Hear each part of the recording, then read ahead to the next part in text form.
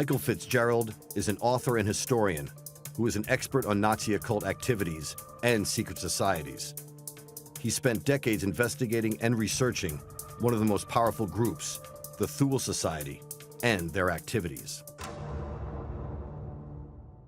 The Thule Society was occult overtones, but they were always primarily politically orientated. They wanted to make their racist and nationalist dreams come true through using occult methods, among other things.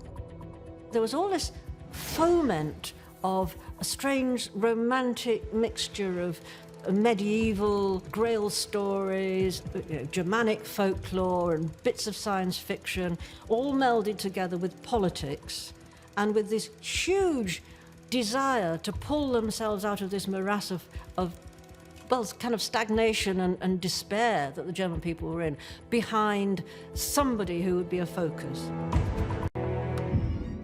The Thule Society members included the ruling elite of the Nazi Party at the time, including well-known philosophers Alfred Rosenberg and Dietrich Eckart. Eckart believed that the material world was evil and it was our duty to escape from it, so he and Rosenberg were very much on that wavelength. They believed in a higher spiritual realm that it was our duty to aspire towards. Their perception of that world was very bizarre, because they thought human suffering on this realm was unimportant. This was the realm of illusion. The realm of reality was up there. The Four Seasons Hotel in Munich was one of the main meeting places for another important Nazi secret society, known as the Vril. Like the Thule Society, their members were the leading lights in the Nazi Party. About a dozen men would meet together in total secrecy to carry out the secret agenda and rituals of the society. In the late 1930s, this would have included plans to take over and rule the world. The term Vril actually came from, a novel written in the 19th century by the novelist Lord Lytton called The Coming Race. He had this concept of underground dwellers who lived beneath the earth, and they have this power called Vril. This ancient culture, very advanced technological culture, is displaced by a cataclysm and is forced to flee the surface of the earth and creates a world within the earth powered by a black sun. People believe that there was a doorway into this hidden world in the North and South Pole, that it was possible to get into this great subterranean cities. Vril Society is the most mysterious German secret society ever in history. They were originally founded before the Second World War, and their influence reaches out even till today. Its members are said to have included senior figures in the Nazi Party, like Hermann Göring, Heinrich Himmler, and even Adolf Hitler. The Vril Society was a dark fellowship. They sought to achieve the mastery of the Aryan race. Before they were able to influence the Nazis, Vril occultists worked in complete secrecy, doing anything to promote Aryan power. What they did, that ranged from straightforward political assassinations, trying to evoke the spirits of the dead, good old-fashioned, what one might call sexual orgies, and more sinisterly, human sacrifice. Michael Fitzgerald is one of just a few historians willing to identify the secrets of the Vril Society. Few records exist, but he claims first-hand sources. Some of my information about the Vril Society has come from direct sources. Some of them swore me to secrecy during their lifetime and have now died. So he is now free to offer his assessment. The Vril Society was a group of people founded at the end of the First World War, and it included many people who were to go on to become prominent in the Nazi Party. Like any secret society, it had its secret practices. They sought the power of Vril through a variety of different means. There were naturally meditative practices. which were obviously the mainstay of most of their activities. But they weren't meditating to gain inner peace. The theory is that they practice these meditation techniques in order to further the strength of the Vril in themselves. If it was a strength that could potentially dominate the world, wouldn't the members of the Vril Society have done more than esoteric meditation to attain it? They were also very involved with what one might call loosely sex magic. There's an enormous history of sexual magic, going back to witches and witches using sexual powers. This is nothing new. Members of the society are said to have used the magic of sex to summon the power of Vril.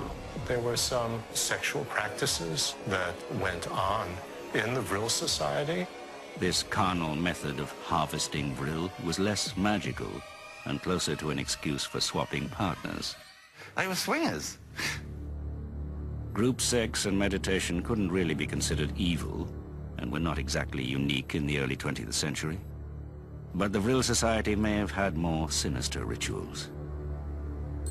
The darkest side of the Vril was undoubtedly their belief, which dates back many thousands of years, that to sacrifice a young child will give more power than anything else if you are turning to the darkness. And that is what they did. After the First World War, many illegitimate and orphan children lived in Bavaria. Children whose disappearance would go unnoticed. And legend had it that the Vril of a child was the most concentrated and most powerful. They were seen as being gateways between the astral and the material world in a way that adults were not. So consequently, they were ideal victims for human sacrifice. The plans for Wewelsburg Castle was for it to be the center of the Germanic ideology for hundreds of years into the future. Himmler spent a good couple of years with the help of concentration camp workers building Wewelsburg into his vision, adding ritual crypts beneath the North Tower in the design of a beehive hut that they felt was symbolic for all sorts of reasons.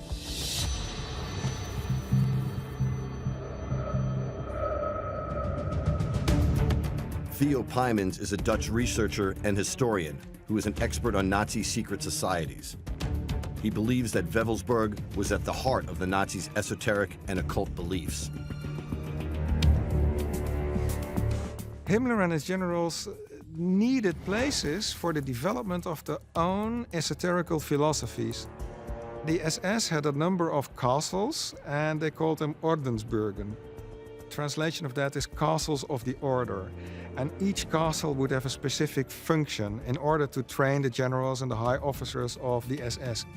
But this castle was the premier Ordensburg, the premier castle of the order, and only a select few would come here.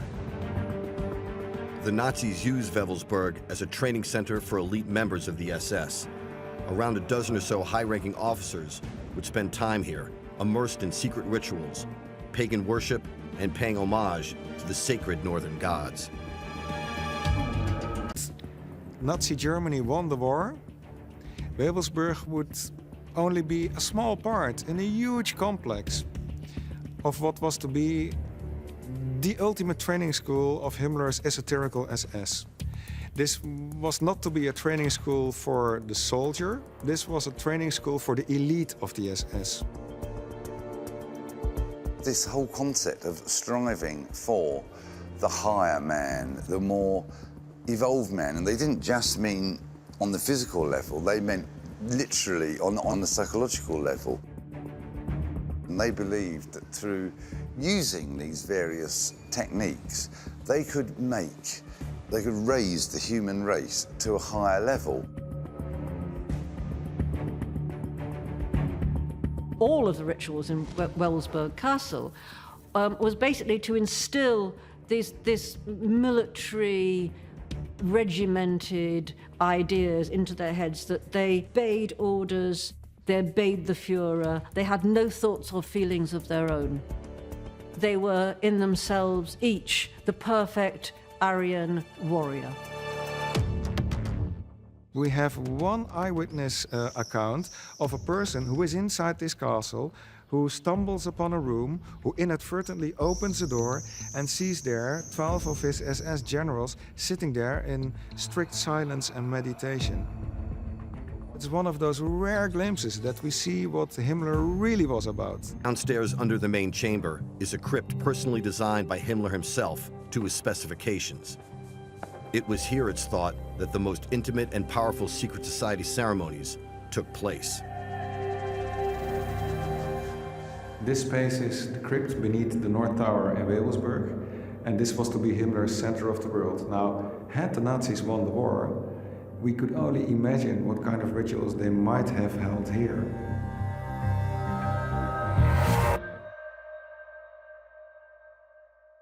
This was built before and during the Second World War. Construction stopped in 1943 because of the defeat of the Nazis at Stalingrad. Now, we don't know what this crypt may have been used for, but we could imagine certain things. And one of the things that people say is that highly ranked SS generals would be cremated here, and the urns with their ashes would be standing alongside the wall. So this was to be Himmler's, well, center of the world, where he would keep his most trusted and loyal SS generals even after death.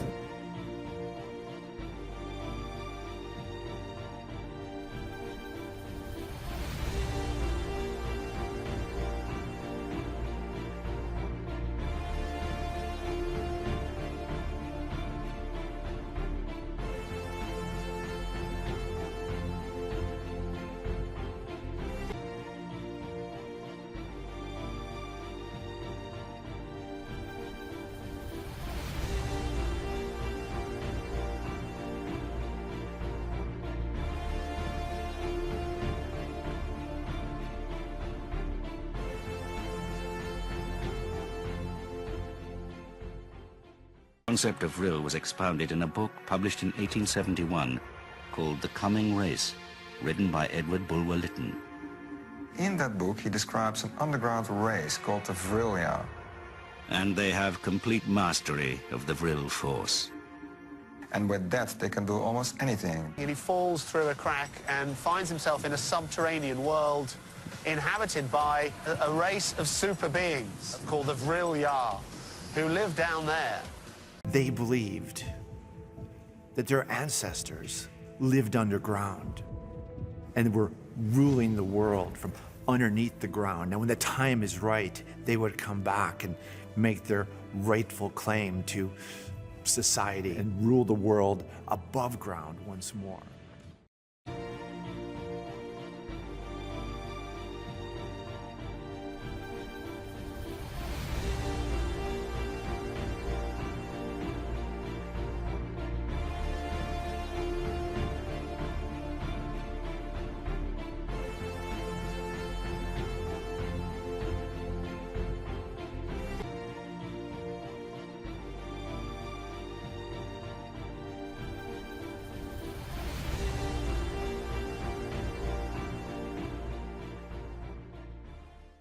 What was termed Aryosophy, what was termed the ideal of the Aryan race, and proving that what all those other scientists said was nonsense, that we, the German people, we do go back to Atlantis, we do go back 10 or 15,000 years, and we can prove it. So that is how the occultism, the Aryanism, it all began to play together. It was all playing the same long-playing record.